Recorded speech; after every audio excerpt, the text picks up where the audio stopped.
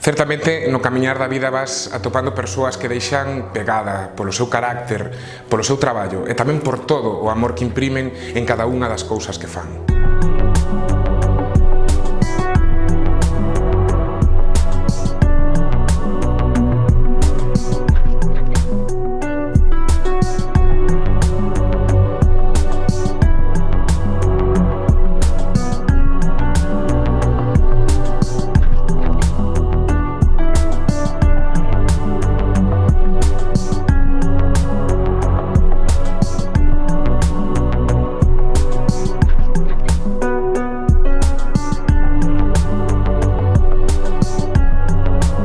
A persoa da que vos estaba falando e que acabades de ver tamén nas imaxes é Emilia Somoza, compañeira, amiga e peza fundamental. Emilia é a Concelleira de Cultura, Educación e Festexos e tamén a coordinadora xeral deste festival.